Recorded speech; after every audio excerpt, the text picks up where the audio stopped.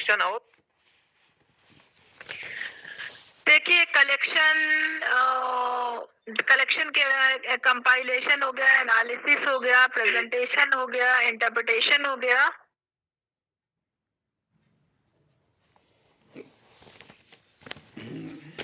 Organisation treatment जी जी। The method of collection, compilation, analysis, presentation and interpretation of data.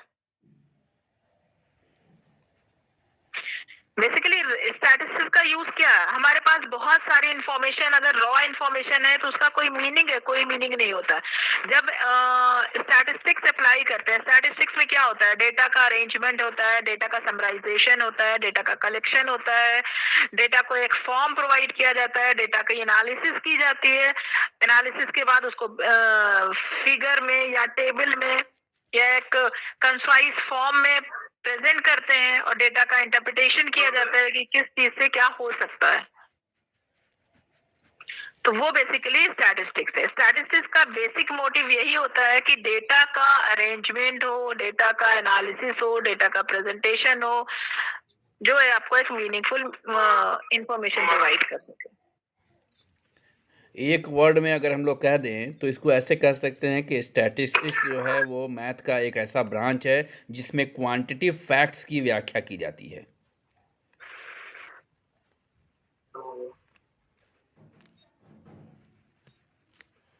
क्यों statistics में सही है, या तो हम ये भी कह सकते हैं और इजी वे में। और इसके अंतर्गत फिर आप ऑर्गेनाइजेशन है, ट्रीटमेंट है, एनालिसिस है, इंटरप्रिटेशन है, क्लासिफिकेशन है और टैबुलेशन है, ये सारी हाँ, चीजें। कुछ भी ये इस तरह की जो भी टेक्नोलॉजी है, ये क्या है? Statistics is the branch of mathematics, और जिसमें हम क्या करते हैं, ये या तो मैथमेटिक्स की ब्रांच भी सबको पता है। Statistics is the method of collection, compilation और analysis, tabulation, presentation, interpretation of information of data. कुछ भी आपको इतने सारे वर्ड में से जो भी याद रह जाए, जो याद रहे बोल दीजिए। जो अरेंजमेंट है, टेबुलेशन है, एनालिसिस है, प्रेजेंटेशन है, इंटरप्रिटेशन है, जो याद रह जाए, दो चार वर्ड भी बहुत है। बेसिक आप समझ लीजिए ना, स्टैटिस्टिक्स में क्या होता है? एक रॉ डेटा को हम एक मीनिंगफुल फॉर्म देते हैं। हाँ। अब स्टैटिस्टिक्स में आप सर ने बोला डिस्क्रिप्टिव एंड इन्फरेंशियल। हालांकि इसके बाद हम चाह रहे थे वो चलिए पैरामीट्रिक और नॉन पैरामीट्रिक में बताएंगे कि सैंपल क्या है और पैरामीटर क्या है। नहीं, बीपीएससी के एग्ज़ाम जो इंटरव्यू हुआ था उसमें उसने डिस्क्रिप्टिव रिसर्च को, स्टैटिस्टिक्स को पूछा था। हाँ, और रिकॉर्डिंग हो रही है, मत घबराइए। डिस्क्रिप्टिव स्टैटिस्टिक्स, देखिए बेसिकली स्टैटिस्टिक्स के दो फॉर्म कह सकते हैं, दो पार्ट कह सकते हैं या दो टाइप कह सकते हैं। एक आपका डिस्क्रिप्टिव स्टैटिस्टिक्स होती है, दूसरी आपकी इन्फ्रेंशियल स्टैटिस्टिक्स होती है। डिस्क्रिप्टिव स्टैटिस्टिक्स में रिसर्चर या स्टैटिस्टिशियन जनरली क्या करते हैं, चीजों जो भी इंफॉर्मेशन है या डेटा उसको सिर्फ समराइज करते हैं, टैबुलेशन फॉर्म प्रोवाइड करते हैं कि आपका कौन सी चीज कितनी है। आप ये कह सकते हैं कि फ्रीक्वेंसी आप बता सकते हैं, मीन बता सकते हैं, एसडी बता सकते हैं, नंबर ऑफ सैंपल बता सकते हैं।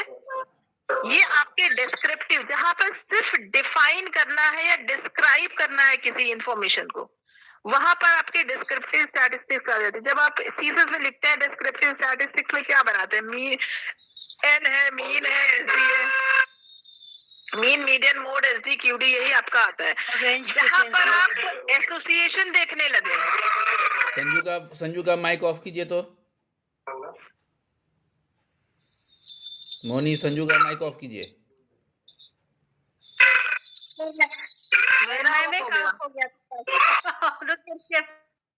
मेरा उधर से ऑफ हुआ था क्या? चलिए, वो गलत से उनको करना था, आपका कर दिया। चलिए कोई बात नहीं। अगर हमें किसी चीज को, स्टैटिस्टिक्स इनको सिर्फ किसी इंफॉर्मेशन को, किसी डेटा को डिस्क्राइब करना है, डिफाइन करना है, एज इट इज बता देना है, वहां पर डिस्क्रिप्टिव स्टैटिस्टिक्स होती है। अगर स्टैटिस्टिशियन को एसोसिएशन देखना है या कॉज एंड इफेक्ट देखना है, प्रेडिक्शन करना है, डिफरेंस देखना है, वहां पर इन्फ्रेंशियल स्टैटिस्टिक्स आती है। फिर ने बोले इन्फ्रेंशियल है। हाँ, इन्फ्रेंशियल। इन्फ्रेंशियल।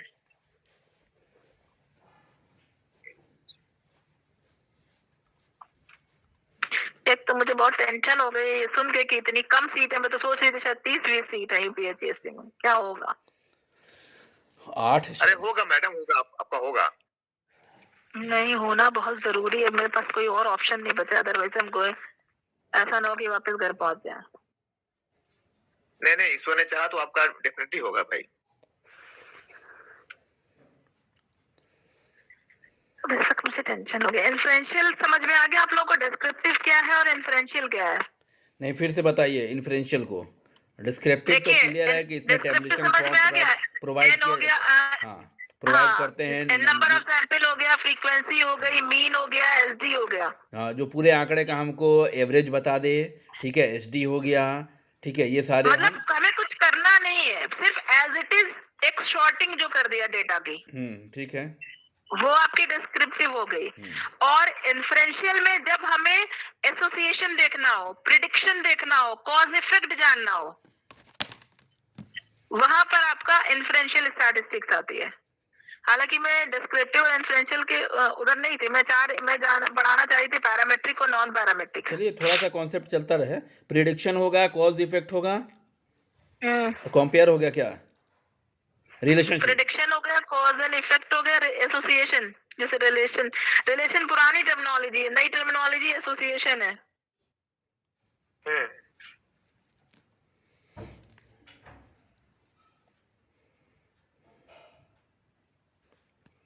ठीक है।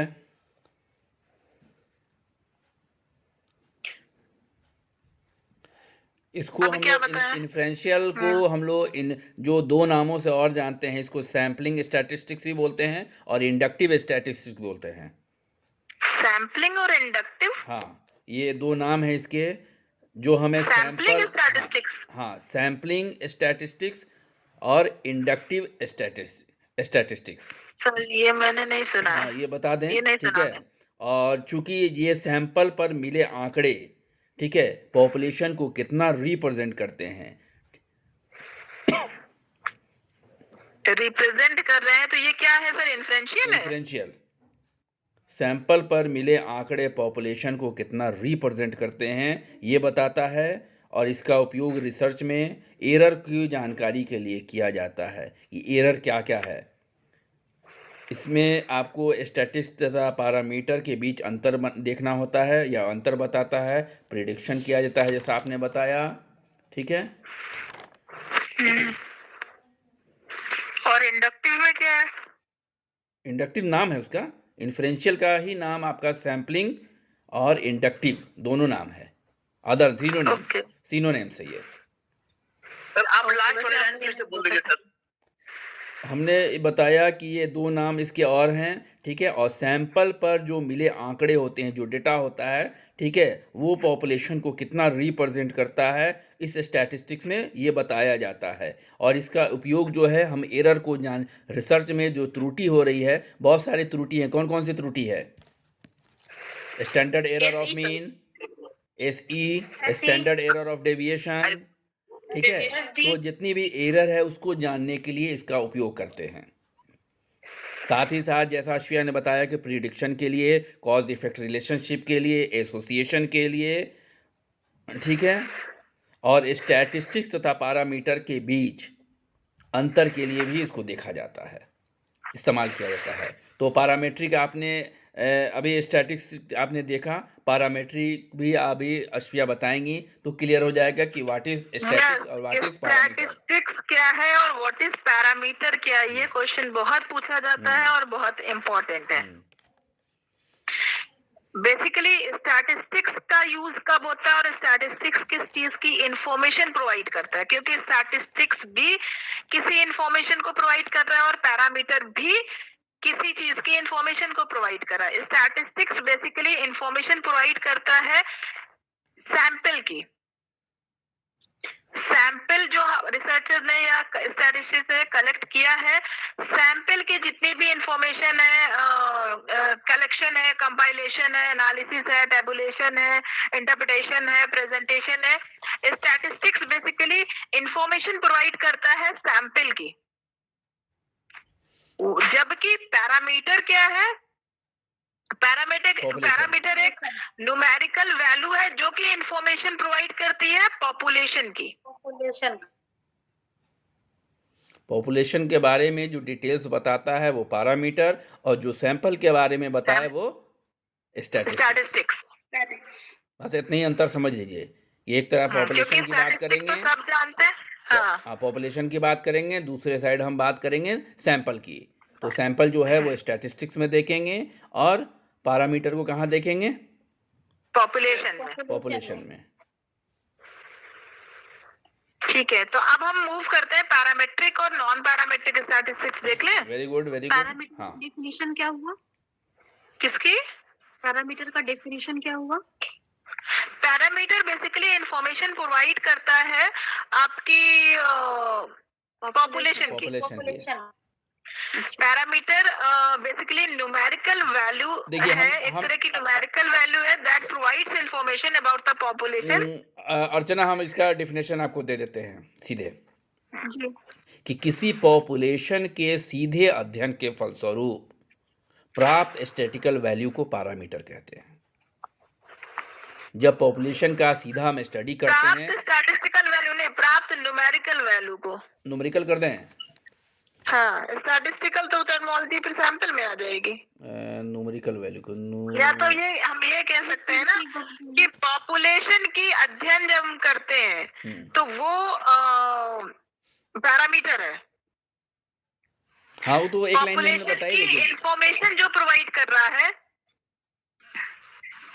वो आपकी पॉपुलेशन की information in terms of numerical value, वो आपकी क्या कहते हैं पैरामीटर है, और सैंपल की जो इंफॉर्मेशन प्रोवाइड कर रहा है वो आपकी स्टैटिस्टिक्स है। ठीक है। जहाँ आप सैंपल और पॉपुलेशन बताएंगे वहीं से वो समझ जाएगा कि इसको इन लोगों को मालूम है।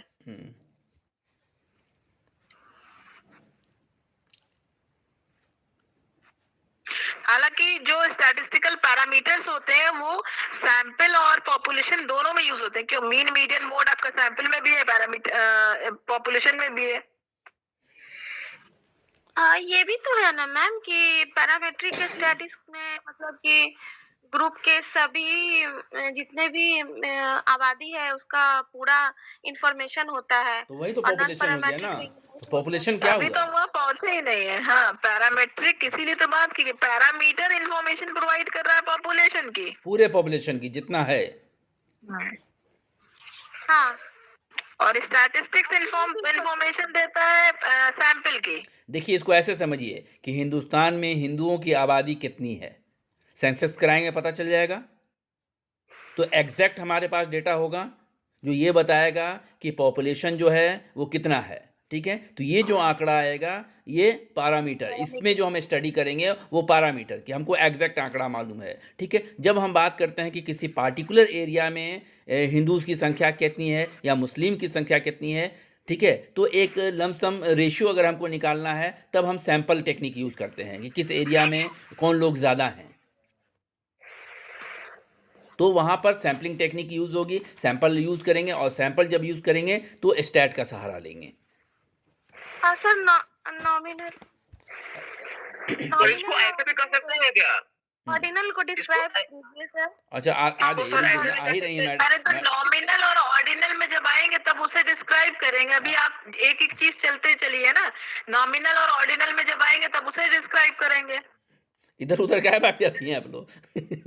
ऐसे तो फिर बड़ा मुश्किल हो जाएगा ना। डिस्क्राइब तो अभी कर दे, फिर ये कॉन्सेप्ट रह जाएगा, रास्ता गड़बड़ा चला जाएगा ना, इधर उधर भटकते चले जाएंगे। 1 बाय 1 आइए। ठीक है, हाँ, अभी हम पैरामेट्रिक और नॉन पैरामेट्रिक की बात कर रहे हैं। ठीक है, पैरामेट्रिक में आ जब हम जाइए। स्केलिंग में आएंगे तब हम नॉमिनल, ऑर्डिनल, इंटरवल और रेशियो पढ़ाएंगे। आ जाएंगे, तुरंत आ जाएंगे। इसके बाद हम लोग आएंगे, पहले ये कर लीजिए पैरामेट्रिक और नॉन पैरामेट्रिक। अच्छा, चलिए। अब हम बात करते हैं पैरामेट्रिक स्टैटिस्टिक्स की। पैरामेट्रिक स्टैटिस्टिक्स बेस्ड होती है बेसिकली कुछ assumptions about the distribution of population from which the sample was taken, कि जिस पॉपुलेशन से सैंपल लिया गया है उसके कुछ assumptions पर पैरामेट्रिक स्टैटिस्टिक्स बेस्ड होती है। मींस सीधा सिंपल वे कि पैरामेट्रिक स्टैटिस्टिक्स के कुछ assumptions होते हैं रैंडमाइजेशन, नॉर्मल और डिस्ट्रीब्यूशन। नॉन पैरामेट्रिक स्टैटिस्टिक्स जो है वो उन सर्टेन assumptions पर बेस्ड नहीं नहीं होती होते है हैं। जो पैरामेट्रिक के assumptions होते हैं। मतलब एक साइड मान लीजिए कि कुछ एजम्पशंस हैं, दूसरे साइड एजम्पशंस वो एजम्पशंस नहीं हैं, हम्म। ठीक है। तो अब पैरामेट्रिक में पैरामेट्रिक स्टैटिस्टिक्स के जो assumptions हैं ऐसे तो बहुत सारे हैं, बट कुछ याद रखिए वो ज्यादा बेहतर है। नॉर्मल डिस्ट्रीब्यूशन, ठीक है। मुझे नहीं लगता है कि नॉर्मल डिस्ट्रीब्यूशन को हमें एक्सप्लेन करने की जरूरत है।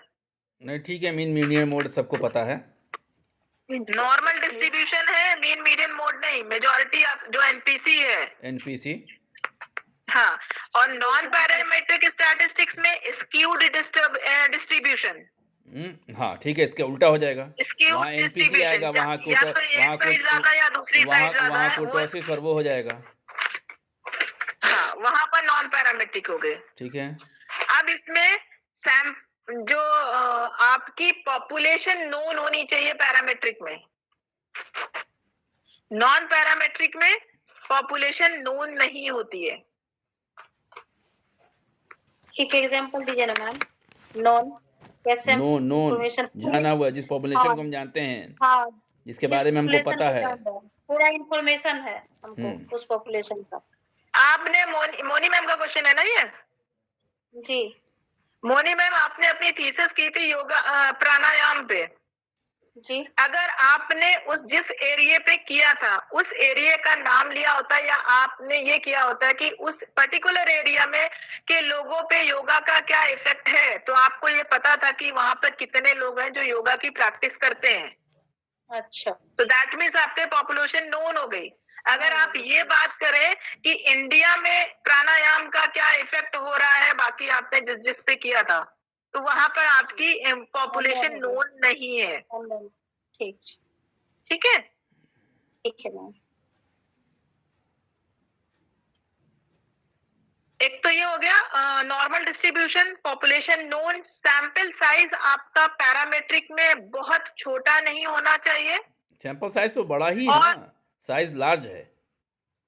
नहीं, मैं बता रही हूँ, ना बहुत छोटा होना चाहिए ना ही बहुत बड़ा होना चाहिए। अच्छा, दोनों ही कंडीशन में फिर पैरामेट्रिक नहीं आएगा। आपका पैरामेट्रिक का साइज जनरली कहते हैं कि स्मॉल नहीं होना चाहिए, बड़ा होना चाहिए। लेकिन एक चीज और है कि बहुत लार्ज भी नहीं होना चाहिए। और तो लार्ज कह के चल सकते हैं। हाँ, Largest नहीं बोलेंगे। नॉन पैरामेट्रिक में स्मॉल सैंपल साइज है और पैरामेट्रिक में लार्ज सैंपल साइज है। लेकिन कोई अगर ये आपको मालूम होना चाहिए, कोई महारथी बैठा हो तो हाँ, वो ये क्वेश्चन हाँ, कभी कभी गाली हाँ देगा। जब फंसाना होता है। हाँ। हाँ, मैं वो संख्या जो है जो नंबर से 30 होता है क्या? 30 से कम 30 पर years। वो आपके बताया। पर्टिकुलर टेस्ट पे डिपेंड करेगा। अभी अब अगर बात करते हैं टी टेस्ट की तो उसके लिए 30 है। अब अगर बात करते हैं जी टेस्ट की तो 30 से बड़ा होना चाहिए। अगर हम बात करते हैं अनोवा की तो वो 30 से कम में भी आ जाएगा। टी ये टेस्ट, वाली चीज एक है। मिनट, टी टेस्ट ये- निकालने ये- के लिए टी टेस्ट में 30 की बात की गई है। 30 सैंपल साइज 30 मिनिमम होना 30, चाहिए। मिनिमम 30 या मैक्सिमम? सर इसमें बहुत बड़ी कंट्रोवर्सी है। इसीलिए मिनिमम हाँ, मिनिमम 30 है। मिनिमम 30, मिनिमम 30 है। ठीक हाँ। है। और जेड के लिए जेड आपका एक अलग है, जेड का 30 से अबव होना चाहिए। तो ये भी दोनों तो वही हो गया। क्या वही हो गया सर? टी टेस्ट के एग्जाम्पशंस में आपका नहीं, सैंपल साइज 30 होना चाहिए। नहीं और टी टेस्ट दूसरा में हाँ, मिनिमम 30 है, यानी 30 के ऊपर है हम। 30 से अबव। हाँ, लेकिन ठीक है। दोनों की कंडीशन अलग है ना सर, टी टेस्ट और जी टेस्ट की। नहीं हम वो नहीं पूछ रहे हैं, हम स्कोरिंग की बात कर रहे हैं कि यहाँ भी 30 है, वहाँ भी 30 है मिनिमम। चलिए, जी टेस्ट 30 से अबव होना चाहिए। तो वही तो कह रहे हैं, 30 से टी ऊपर आ टेस्ट गया 30 में, टी टेस्ट तो 30 में भी आ जाएगा ना और सर। 30 तक आ जाएगा। 30 में भी आ जाएगा। हालांकि लोग 25 में भी लगाते हैं, ऐसा कोई बड़ा हार्ड एंड फास्ट रूल नहीं है। लेकिन टी टेस्ट में आपका एसडी नोन नहीं होता है। मैम नॉन पैरामेट्रिक का सैंपल साइज क्या बताएं? नॉन पैरामेट्रिक तो कितना भी छोटा सैंपल, अब ऐसा नहीं है कि आप 10 से भी नीचे चले जाओ, वरना नॉन पैरामेट्रिक का सैंपल साइज छोटा होता 30 है। के नीचे ले लीजिए ना, जी 30 के नीचे ले लीजिए। हाँ 30 के नीचे ले लीजिए, लेकिन ये भी है कि 1 पे 2 पे भी आप काम तो कुछ स्पेसिफिक केस स्टडी प्रेजेंट करते हैं, बट वहां पर कोई ऐसा वो नहीं आएगा। अब ये मान के चलिए कि 10 तक। जी मैडम आप नॉन पैरामेट्रिक में बताइए पॉपुलेशन नोन नहीं होता है, हम्म और तो इसमें संख्या 30 से कम हो सकता है। देखिए, हम पॉपुलेशन नोन नहीं होती, 30 से संख्या वो तो सैंपल है, वो पॉपुलेशन नहीं है। अच्छा ये कंफ्यूज मत होइए, हम पॉपुलेशन नोन नहीं है, बट हम जो 30 से छोटे की बात कर रहे हैं, 10 पे काम कर रहे हैं, 15 पे काम कर रहे हैं, वो सैंपल है। जी जी दैट इज नॉट पॉपुलेशन। जी जी जी जी ठीक है, अब इसके बाद बात आती है कि एज्यूम्ड वेरिएंस इज होमोजीनियस, कि जो वेरिएंस होता है वो होमोजीनियस होता है। होमोजीनियस मतलब सबको पता होगा, होमोजेनिटी ऑफ वेरिएंस की बात की थी कि सेम कैरेक्टरिस्टिक, जो भी वेरिएंस है उसमें सेम कैरेक्टरिस्टिक्स होनी चाहिए। और नॉन पैरामेट्रिक में आपका हेट्रोजीनियस या आप एनी काइंड ऑफ होमोजीनियस कह सकते हैं, हेट्रोजीनियस की बात की गई है नॉन पैरामेट्रिक में। पैरामेट्रिक टेस्ट एप्लीकेबल होता है क्वांटिटेटिव डेटा पे। क्वांटिटेटिव डेटा समझ रहे हैं, जहां पर नंबर्स हैं, जी मैम। स्टैंडर्डाइज्ड नंबर है, इंफॉर्मेशन आपके पास जो भी है वो स्टैंडर्डाइज्ड मेजर्स के थ्रू नंबर्स में आपके पास आई है, दैट इज क्वांटिटेटिव डेटा। और नॉन पैरामेट्रिक स्टैटिस्टिक्स आपकी क्वालिटेटिव डेटा पे होती है। क्वांटिटेटिव भी हो सकती है, पर बेसिकली उतना स्टैंडर्डाइज नहीं होता है, इसलिए ये क्वालिटेटिव डेटा पे किया जाता है। नॉन पैरामेट्रिक आपकी नॉमिनल एंड ऑर्डिनल स्केल में यूज होती है। नॉमिनल और ऑर्डिनल नॉन पैरामेट्रिक, ठीक है। पैरामेट्रिक इंटरवल और रेशियो, इंटरवल और रेशियो, ठीक है। Yes sir. इसके बाद जो सेंट्रल मेजर्स होता है, पैरामेट्रिक में मीन है, नॉन पैरामेट्रिक में मीडियन है जनरली। एक मिनट पैरामेट्रिक में मीन है। यस देखिए, और पैरामेट्रिक में आपका मीन है, एसडी है, टी टेस्ट है, एफ टेस्ट है, कोरिलेशन है, कोरिलेशन तो फिर सर कोएफिशिएंट। आगे आ रहे हैं सर, हम आगे आ रहे हैं। अभी हम सिर्फ सेंट्रल टेंडेंसी की बात कर रहे हैं। ये पैरामेट्रिक में मीन है, नॉन पैरामेट्रिक में जनरली मीडियन है, समटाइम्स मोड भी होता है। और मेजर्स ऑफ डिस्पर्सन की जब बात हम करते हैं तो पैरामेट्रिक में स्टैंडर्ड डेविएशन है, नॉन पैरामेट्रिक में क्वार्टाइल डेविएशन है। अब मोड कितने बताइए? Mode non parametric. Mode non parametric. Non parametric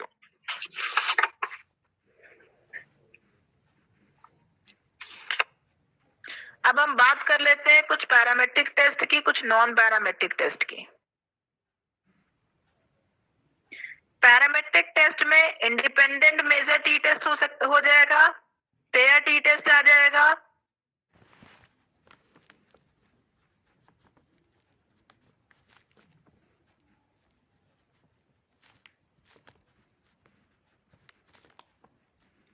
अच्छा, ये दोनों टेस्ट में क्या अंतर है अश्विया? इंडिपेंडेंट टी और टेस्ट पेयर और में? पेयर में देखिए, इंडिपेंडेंट टी टेस्ट होता है दो डिफरेंट ग्रुप में डिफरेंस देखना। अच्छा, दो डिफरेंट ग्रुप और में। हाँ, और प्री टेस्ट में आपका आता है ग्रुप एक ही है, दो डिफरेंट टाइम है या दो डिफरेंट कंडीशंस है। पेयर्ड में, pre and post, pair pre and post, paired में। जैसे मोनी मैम का। Yes sir. अच्छा, पेयर्ड में आपका एक ही ग्रुप होगा। हाँ, प्री एंड पोस्ट वाली जो बात करते हैं, ग्रुप एक है, सिचुएशन डिफरेंट है, कंडीशन डिफरेंट है। ठीक है। और इंडिपेंडेंट टी टेस्ट का नॉन पैरामेट्रिक टेस्ट है मान विटनी यू टेस्ट। ठीक है, मान विटनी टेस्ट लिखा हुआ है उधर। ठीक है, अब पेयर टी टेस्ट का नॉन पैरामेट्रिक है विल्कॉक्सन रैंक टेस्ट। अच्छा, ये कोठाटिस किस में आता है मैम? क्या चीज? एक क्या पढ़े थे ऐसी कुछ है ना? Wilcoxon rank test. हाँ। मैडम विल्कॉक्सन रैंक टेस्ट ये किस में आएगा? Non parametric. नॉन ये नॉन पैरामेट्रिक पैरामेट्रिक में, मतलब- ये पेयर्ड टी टेस्ट का नॉन पैरामेट्रिक वर्जन है, जहां पर कंडीशन आपकी पेयर टी टेस्ट की फुलफिल ना हो, आपको अगर नॉन पैरामेट्रिक टेस्ट अप्लाई करना हो, वहां पर विल्कॉक्सन रैंक टेस्ट अप्लाई करते हैं।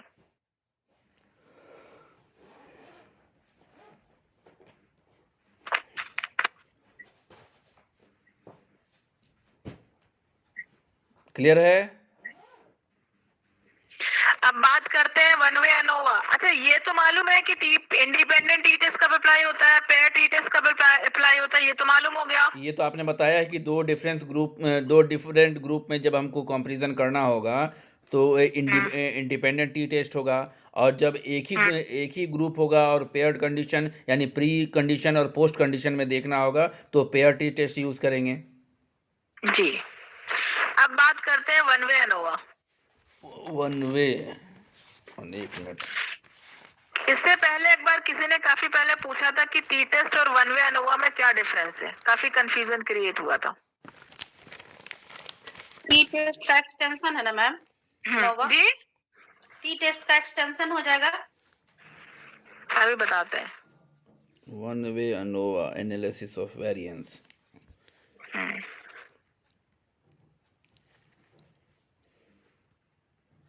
टी टेस्ट में आपके पास जनरली क्या होता है, एक आईवी के दो ग्रुप होते हैं और एक डीवी होता है।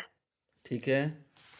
अनोवा में क्या होगा, एक आईवी एक डीवी है, बट आईवी के दो से ज्यादा ग्रुप होंगे। नहीं, देखिए टी टेस्ट में हमारा आईवी 2 हो गया, आईवी के दो ग्रुप हो दो गए, दो ग्रुप है, आईवी हाँ नहीं हो ठीक, गए हाँ सर। आईवी का 2 ग्रुप हो गया, ठीक है, 2 ग्रुप हो ठीक गया, है, और डीवी हमारा हाँ। 1 हो गया, ठीक है।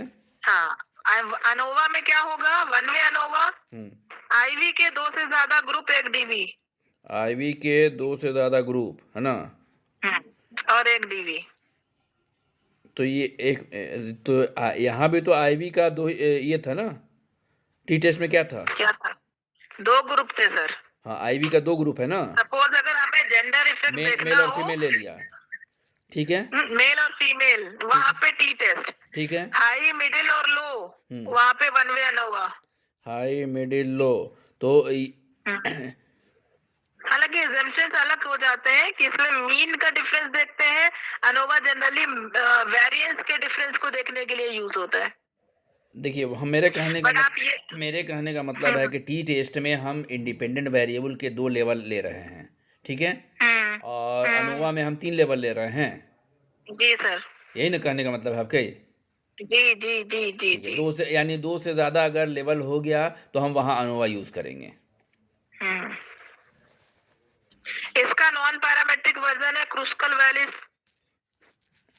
Non parametric Kruskal, yes, Kruskal, KRUSKL, Kruskal Wallis. पूछेगा नहीं ना स्पेलिंग? नहीं, क्रूस्कल वैलिस। अब हम बात करते हैं रिपीटेड मेजर अनोवा। मैडम जी, एक बार थोड़ा सा ये रिपीट कर देंगे क्या? टी टेस्ट वन में अनोवा का टी टेस्ट हम वहाँ यूज करते हैं जहाँ पर इंडिपेंडेंट वेरिएबल के दो ग्रुप हों। जैसे कि अगर हम देखना चाहें कि जेंडर का इफेक्ट देखना चाहें किसी भी चीज पे, तो जेंडर मेल फीमेल, हम ये देखना चाहें कि मेल और फीमेल में हेल्थ पे किसकी हेल्थ अच्छी, किसकी हेल्थ कम अच्छी है, तो ये दो ग्रुप हो गए। मेल और अगर फीमेल का हम हो वहीं गया, पे बात करें, और डिपेंडेंट हेल्थ हो गया, है ना? हाँ, और हम वहाँ पे बात करें कि सोशियो इकोनॉमिक स्टेटस के 3 लेवल होते हैं कि हाई सोशियो इकोनॉमिक स्टेटस के बेस पे लोगों की हेल्थ अगर हम देखना चाहें कि हाई सोशियो इकोनॉमिक स्टेटस वालों की हेल्थ अच्छी है या मिडिल वालों की अच्छी है या लोअर वालों की अच्छी है, तीनों में डिफरेंस देखना चाहे, तब हम वन वे अनोवा अप्लाई करेंगे। अच्छा, यहाँ रिजल्ट क्या आएगा? अच्छा, हम ये पूछ लें, एक मिनट।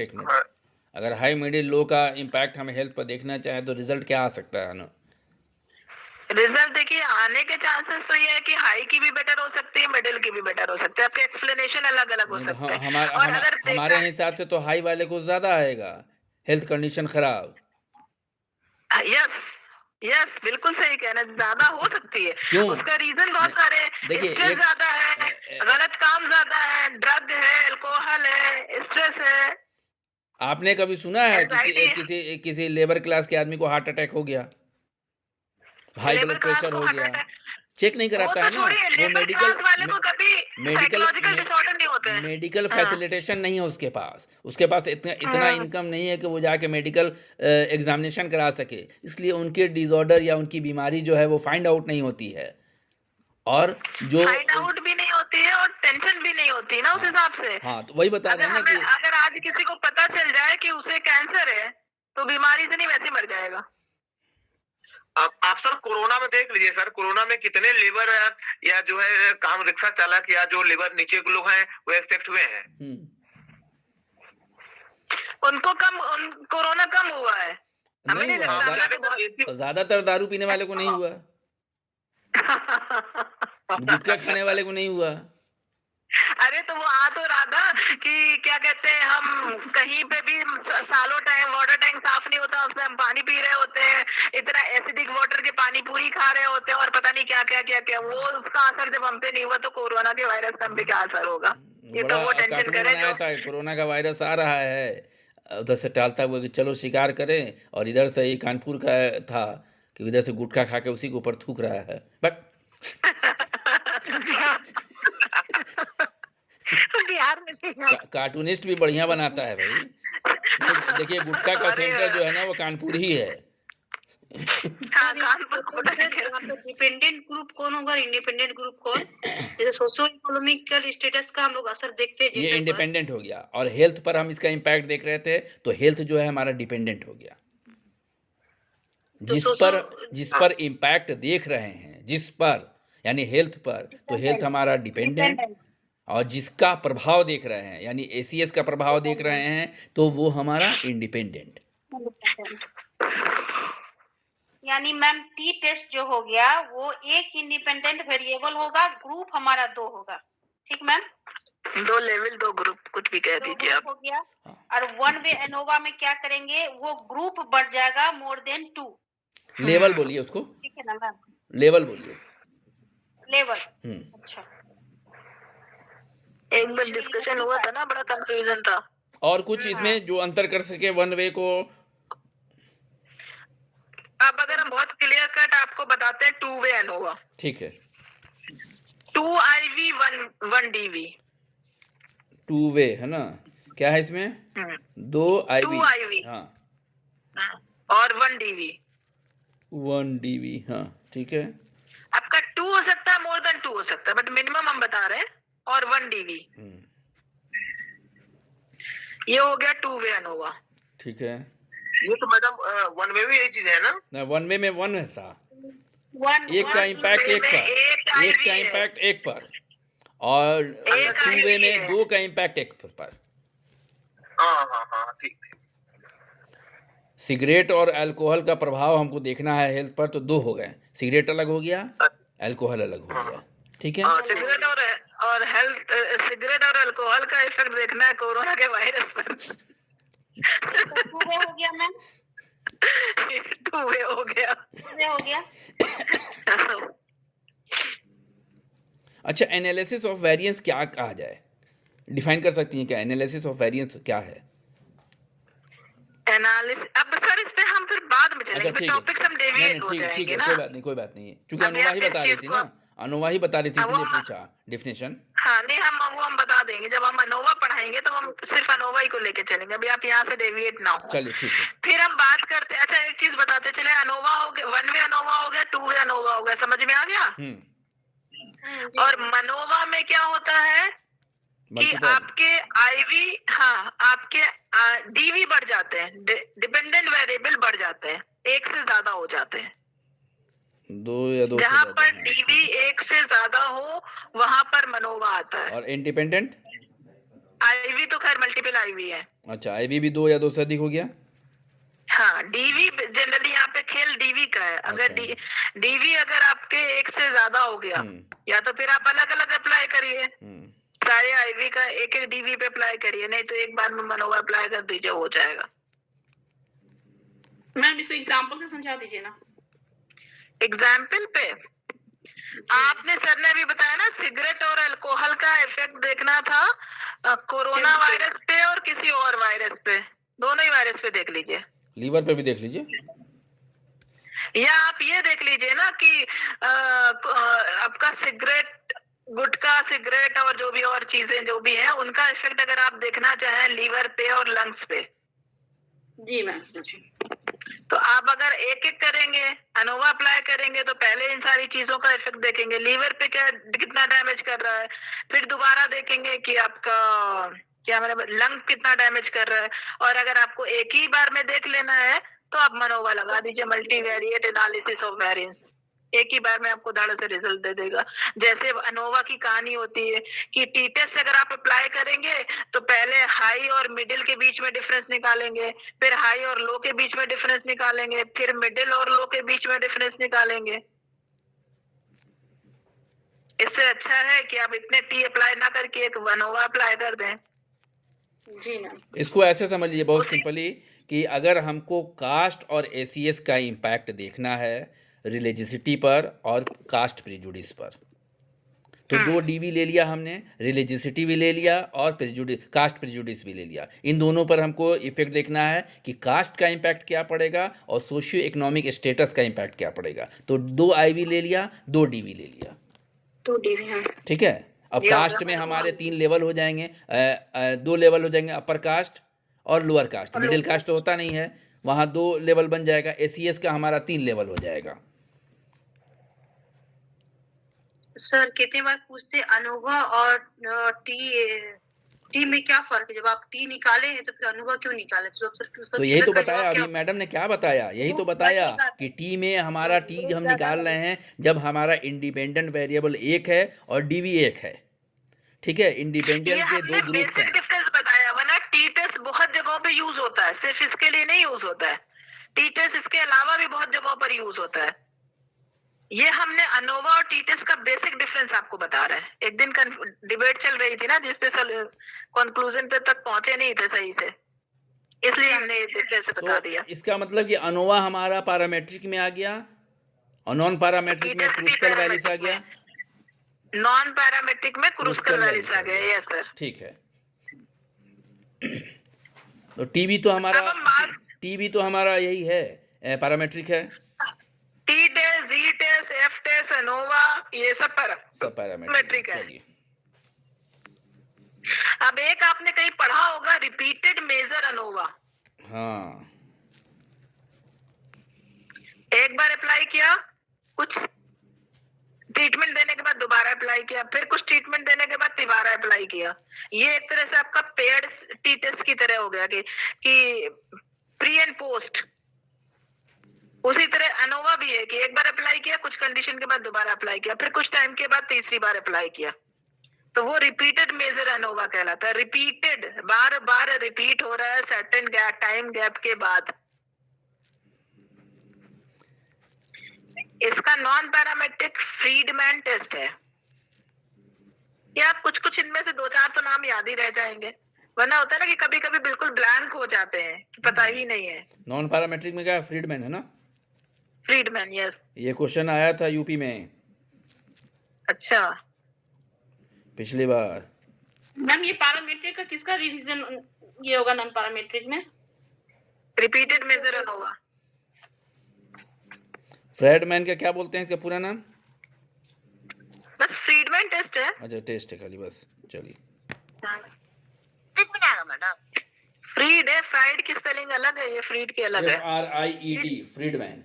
हाँ, यस यस सर। और फ्राइड की तो FREUD है ना। ये वही फ्रीडमैन तो नहीं है जो फ्रीडमैन और रोजनमैन थे, स्लिप वाले में लोगों ने बहुत काम किया था। पता नहीं मुझे, मैंने इनकी डिटेल नहीं पढ़ी है। रोजरमैन तो सर पर्सनालिटी का भी दिए थे ना। नहीं, ये दो लोग नाम आता है जो कि स्लीप में बहुत काम किया था, रेम स्लीप पर इन लोगों ने काम किया था, रैपिड आई मूवमेंट और नॉन रैपिड आई मूवमेंट पे। फ्रीडमैन, रोजनमैन। अच्छा, अच्छा, एक पर्सनालिटी पे भी है सर जो टाइप ABC बताए थे, अच्छा, वो भी बताए थे। टिनमैन रोजरमैन का ही है वो भी। मोनी मैम कहीं पढ़ाती हैं क्या?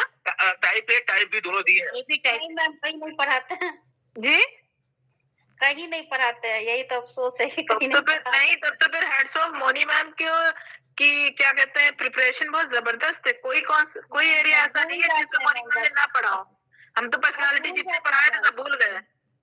मम भी भूल इसका जाते मतलब हैं। मोनी मैम मेहनत नहीं, हम लोग करते क्या कि अगर लिख के बीच बीच में देखते रहे तो चीजें याद रहे, लिखते ही नहीं है और पलट के नहीं देखते जब तक जरूरत नहीं होती है। जो चीज रिपीट होता है वो याद रहता है, बाकी भूल जाते हैं, क्या करें हम भी। नहीं, पर्सनालिटी के टाइप सर में पूछे ABCD मोनी कुछ मैम नहीं तो याद रहता कंसेप्ट है। क्योंकि मेहनत कर रहे हैं ना। सबसे बड़ी चीज ये कि जो बार बार रिपीट करेगा तो उसे चीजें याद रहेंगी। सही बात है कोशिश जिसे कहा करने जाता है वालों तगड़ी की मेहनत, उसमें हार नहीं मोनी होती मैम है। है।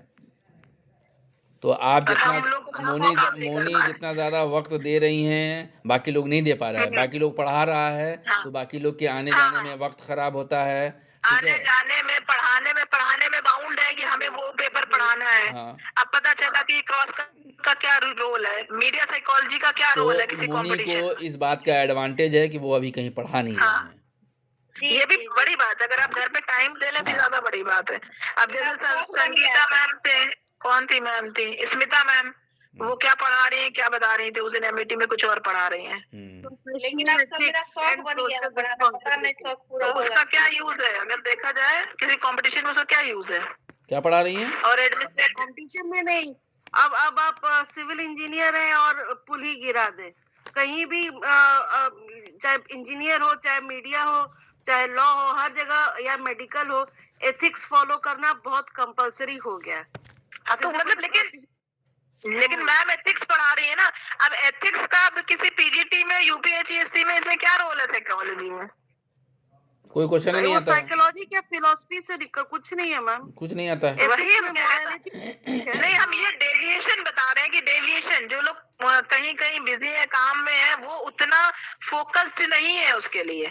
सही बात। और एग्जामिनेशन ड्यूटी में चलते रहो 3 घंटे। एग्जामिनेशन ड्यूटी, हाँ, वो सब टाइम वेस्टिंग है। कॉपी चेक करना, डिसर्टेशन करवाना और बहुत सारे क्लरिकल वर्क भी करने होते हैं। अटेंडेंस शीट बनानी है, अवार्ड लिस्ट बनानी, बहुत कुछ करना होता है। वो सब कहते हैं ना कि वेस्ट ऑफ टाइम है। फंक्शंस और हाँ, क्या, फंक्शन। तो ये तो आपका हो गया अश्विया। अनोवा 1 वे 2 वे मनोवा भी आपने बता ही दिया करीब अब हम करीब। कोरिलेशन में आते हैं। कोरिलेशन बताइए थोड़ा सा। कोर्टोसिस सर क्या है सर, एक बार बताइए ना सर। कोर्टोसिस और हाँ बस वही सर। दो था, स्क्यूनेस स्क्यूनेस और कोर्टोसिस। ये दोनों से अच्छा, वो पैरामेट्रिक में डिस्ट्रीब्यूशन नॉर्मल होता है, नॉर्मली डिस्ट्रीब्यूटेड होते हैं। ये नॉन non-normal है। पैरामेट्रिक में स्क्यूड डिस्ट्रीब्यूशन होता है। आपने एनपीसी देखा होगा, bell shaped. Bell shaped curve देखा होगा। अगर आपने जो इंफॉर्मेशन कलेक्ट की है या आपने जो सैंपल लिया है, अगर या पॉपुलेशन की भी बात करें, अगर उसकी प्रोबेबिलिटी बेल शेप्ड कर्व के अकॉर्डिंग आ रही है, मींस कि ज्यादातर इंफॉर्मेशन, ज्यादातर पॉपुलेशन आपके सेंटर पे लाए कर रही है। या एक एग्जाम्पल हम लेते हैं कि इस ग्रुप में अगर हम ये देखना चाहें कि आईक्यू लेवल क्या है, तो मेजॉरिटी ऑफ लोगों, ज्यादातर लोगों का आईक्यू लेवल एवरेज होगा। कुछ होंगे बहुत कम जो बिलो एवरेज में होंगे और कुछ बहुत कम होंगे जो एबव एवरेज में होंगे। ये आपका कहलाता है नॉर्मल डिस्ट्रीब्यूशन। और अगर कोई ऐसा कंडीशन है जहां पर आपके ज्यादातर लोगों का आईक्यू लेवल हाई है या ज्यादातर लोगों का आईक्यू लेवल लो है, तब वो नॉर्मली डिस्ट्रीब्यूटेड नहीं होगा, वहां पर पैरामेट्रिक टेस्ट नहीं होगा। दैट मीन्स कि वहां पर बायसनेस हो रही है। अगर कोई पूछे, इसका हम एग्जाम्पल देते हैं, अगर कोई ये पूछे कि इस ग्रुप में हमें ये देखना है कि लोगों की कितनी तैयारी है, हमें आप 10 बंदों को भेज दीजिए, तो अगर आप इक्वली पिक करेंगे, रैंडमली सिलेक्ट करेंगे, तो एनपीसी के ज्यादा चांसेस होंगे, ज्यादा रिप्रेजेंटेशन होगा, ठीक है। और अगर आप जानबूझ के बायस होकर अगर सिलेक्ट करेंगे तो आपको दिख रहा है कि जो लोग ज्यादा बोल सकते हैं या जिन्होंने ज्यादा अच्छी तैयारी कर रखी है उनको अगर आप भेजेंगे तो वो आपका नॉर्मल डिस्ट्रीब्यूशन नहीं होगा, वो बायसनेस हो गई उसमें, तो फिर आप स्क्यूड में चले गए, कोटा का रिजल्ट हो जाएगा। कोटा का रिजल्ट में आपके पहुंच जाएंगे। तब वहां पर ऐसे उसमें फिर नॉन पैरामेट्रिक टेस्ट अप्लाई होते हैं, क्योंकि नॉन पैरामेट्रिक टेस्ट बहुत ज्यादा स्टैंडर्डाइज्ड नहीं होते हैं। स्टैंडर्डाइज होने का मतलब कि नॉर्म्स पर और ऑब्जेक्टिव्स पर बेस्ड होना, और अगर ट्रू रिप्रेजेंटेशन की जहां पर बात आती है। अब हम बात करते हैं कोरिलेशन की, तो किसी कोरिलेशन का नाम सुना है आप लोगों ने? Correlation coefficient, product moment correlation, पूरा नाम ये है पियर्सन आर। पियर्सन आर, उसी को ही प्रोडक्ट मूवमेंट कोएफिशिएंट कोरिलेशन कहा जाता है, that is Pearson r, Karl Pearson. हाँ, ठीक है। नॉन पैरामेट्रिक में आपने नाम सुना होगा स्पीयरमैन रैंक ऑर्डर, स्पीयरमैन का रैंक ऑर्डर, रो, जी। RHO। ये हो गया Pearson r parametric, rank order non parametric. हालांकि नॉन पैरामेट्रिक में अभी आपके और भी बहुत सारे आते हैं, बट आप उस पे ना तो जाए, ये इतना जो ही कोरिलेशन रहेगा। है हमारा, ये तो आ गया पैरामेट्रिक में। क्या चीज? कोरिलेशन जो हमारा प्रोडक्ट मोमेंट है, पैरामेट्रिक पियर्सन आर, हाँ, पैरामेट्रिक में आ गया। रैंक ऑर्डर आपका इधर चला गया नॉन पैरामेट्रिक में। हालांकि इससे भी आता है कि अगर ऑर्डिनल स्केल में है तो रैंक ऑर्डर है, और अगर नॉमिनल स्केल में है तो कंटिजेंसी कोएफिशिएंट आता है, क्या क्योंकि बताया? वो मैट्रिक बना रहा है, कंटिजेंसी कोएफिशिएंट। इसके अलावा भी बहुत सारे वो है कोरिलेशन कॉन्टिजेंसी कोएफिशिएंट है ना, कोएफिशिएंट। ये कब होगा? जब नॉमिनल में होता है, नॉमिनल में।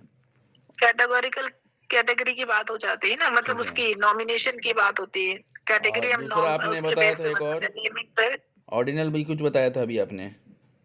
रैंक ऑर्डर, नहीं, नॉमिनल के अलावा और क्या बताया था? Rank order correlation ordinal scale पे यूज होता है। अच्छा, ये रैंक ऑर्डर ऑर्डिनल में हो गया है ना। हाँ, नॉमिनल पे कंटिजेंसी कोएफिशिएंट हो गया, इंटरवल और रेशियो पे Pearson product movement correlation Pearson r हो गया। ये हो गया NO, और ये हो गया रेशियो और इंटरवल। पियर्सन आर आपका इंटरवल और रेशियो पैरामेट्रिक है ना। हाँ हाँ, यही तो सब ये चीज क्लियर हुई है? कुछ समझ में आया आप लोगों को? अच्छा, इसके अलावा भी चीजें, एक होता है मल्टीकोलिनियरिटी है, होमोसिडेस्टिसिटी है। इतना आगे नहीं जाएंगे हम लोग। हाँ, इतना आगे मत जाइए, और ये आपका जनरली रिग्रेशन पे यूज होता है। हाँ, रिग्रेशन पढ़ेंगे, रिग्रेशन जैसा बता दीजिएगा, अगर कल बता दीजिएगा तो। रिग्रेशन में बेसिकली प्रेडिक्शन देखते हैं और कुछ नहीं है। हाँ, तो 3 टाइप का रिग्रेशन है मैम, लीनियर, बताइए तीन। लीनियर, हाँ, मल्टीपल, क्या लीनियर और लीनियर नॉन लीनियर भी है, और सिंपल एंड मल्टीपल रिग्रेशन है। नॉन लीनियर क्या है? मतलब वही हो गया, नॉन लीनियर मतलब हो गया, लीनियर मींस हो गया हॉरिजॉन्टल और वर्टिकल एक साथ, प्रोडक्शन के साथ। हमारा जैसे एडवर्टीजमेंट है, तो वो जितना एडवर्टीजमेंट हम किए तो प्रोडक्शन दोनों एक साथ बढ़ा, वो हो गया लीनियर। और अगर प्रोडक्शन हमारा जितना हो रहा है उतना हमारा नहीं, जितना हम एडवर्टीजमेंट पे खर्च कर रहे हैं पैसा, उतना मेरा प्रोडक्शन अगर नहीं उस मतलब उस डायरेक्शन में नहीं भाग रहा है, तो मेरा नॉन लीनियर हो गया। अगर ये ये तो combination का टाइप हो जाता है ना। क्या बोले मैम? अगर हमने जितना पैसा खर्च किया, अगर हमारा एडवर्टीजमेंट में जितना पैसा खर्च हो रहा है, प्रोडक्शन हमारा अपोजिट जा रहा है, तब हाँ, अपोजिट जा रहा था ना लीनियर। मेरे ख्याल से ये डिफरेंस नहीं, ये नहीं है। ये तो कोरिलेशन का टाइप है ना। लीनियर आपका एक उसमें जाएगा, लीनियर आपका चाहे पॉजिटिव हो चाहे नेगेटिव हो, एक डायरेक्शन में जा रहा है, जहाँ एक आपका एसोसिएशन या प्रेडिक्शन है। लीनियर हम लोग ऐसे देख ले कि ग्रुप में हम जितना एफर्ट कर रहे हैं और मैक्सिमम उसी के अकॉर्डिंग रिजल्ट अगर आया तो लीनियर, ठीक है। Linear हो गया। और हम बहुत मेहनत कर रहे हैं और 1-2 लोग ही पास किए तो ये नॉन लीनियर हो मतलब गया। पास भी किया और फेल भी किया, ये हाँ। नॉन लीनियर हो गया। लेकिन सर अगर एक चीज ये है कि अगर हमारा रिलेशनशिप नेगेटिव जा रहा है तब क्या वो लीनियर नहीं होगा? लीनियर तो का होता है कि एक एक दिशा लाइन में, में एक जाना डायरेक्शन चाहिए। में जाए, एक लाइन चाहे वो पॉजिटिव जाए चाहे नेगेटिव जाए। सर इसमें एक ही बात करते हैं कि जिस रेशियो में x बढ़े उसी रेशियो में Y y भी बढ़े, या जिस रेशियो में x घटे उसी रेशियो में y भी घटे। यस, मेरे हिसाब से यही लीनियर है, मेरे हिसाब से यही लीनियर है। यही है मैम, यही है। हाँ, तो दोनों एक आपका सीन में एक्सप्लेनेशन दूसरा था मोनी मैम, ओह अच्छा। जहाँ पर एक पर्टिकुलर लाइन ना हो, आपको ये ना पता हो कि बढ़ भी सकता है कि घट भी सकता है, किधर जा सकता है किधर नहीं जा सकता, वो नॉन लीनियर होता है। अगर आपको ये पता है कि जिस डायरेक्शन में x बढ़ेगा उसी में y बढ़ेगा, या जिसमें x घटेगा उसी में y घटेगा, वो लीनियर हो गया। आपको ये नहीं पता है कि बढ़ेगा कि घटेगा, वो मेरे हिसाब से शायद नॉन लीनियर, और नॉन लीनियर आपका शायद नॉन पैरामीट्रिक में जाएगा, नॉन पैरामीट्रिक में जाएगा। हाँ जिसमें आपके लॉजिस्टिक रिग्रेशन वगैरह आते हैं। जबकि लीनियर लीनियर कोरिलेशन में तो पैरामीट्रिक में आता है। हम रिग्रेशन की बात कर रहे हैं। हाँ। लीनियर में मेरे ख्याल से आपका सिंपल रिग्रेशन आ जाएगा, मल्टीपल में स्टेप वाइज रिग्रेशन आ जाएगा, और हायरार्किकल रिग्रेशन आ जाएगा।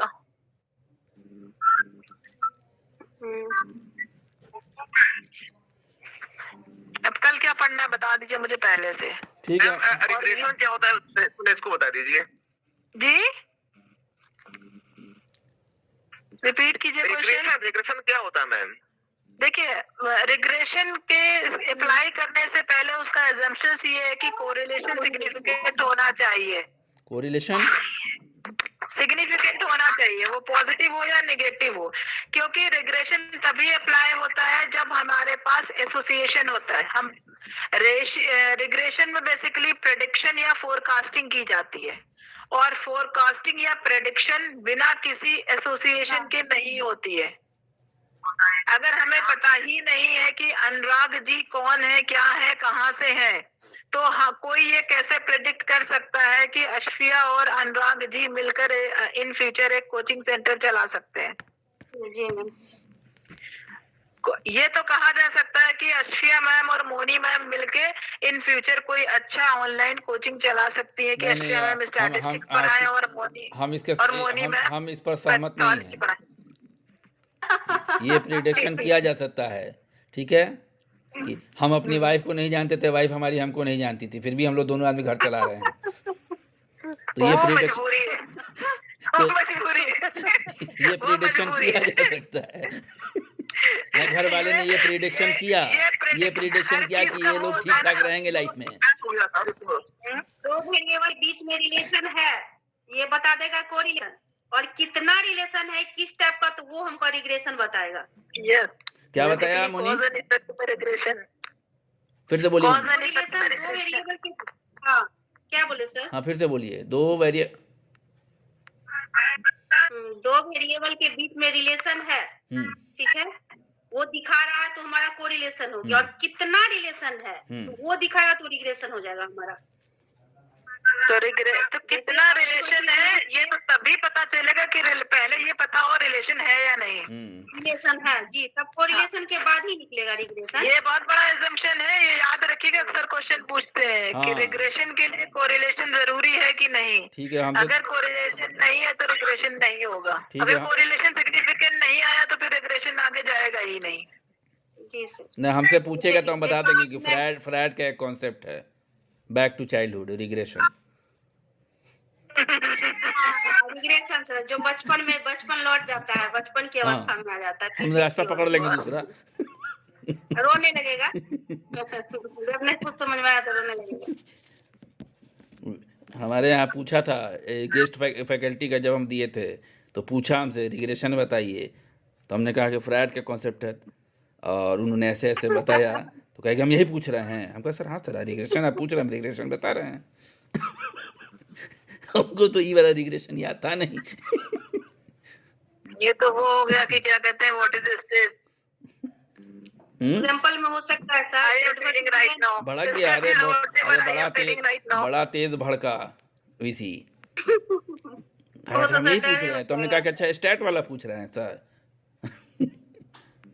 घुमा रहा है तो सर नहीं घूमे ना, घुमाए आपने घूमे।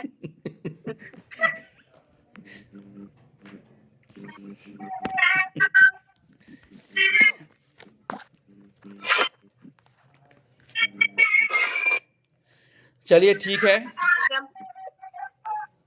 श्रेया, कल हम आपको टॉपिक दे देते हैं, ठीक है, या बता ही दें? ठीक है, बता दीजिए सर। स्केल्स पढ़ा दीजिए कल, स्केल के लिए लोग बेचैन हैं, चारों स्केल, ठीक है सर। ठीक है। Nominal, ordinal, delivery. हालांकि अभी ये सब टाइम बहुत बिजी है, लेकिन फिर भी जो पढ़ी हुई चीजें तो हम बता देंगे।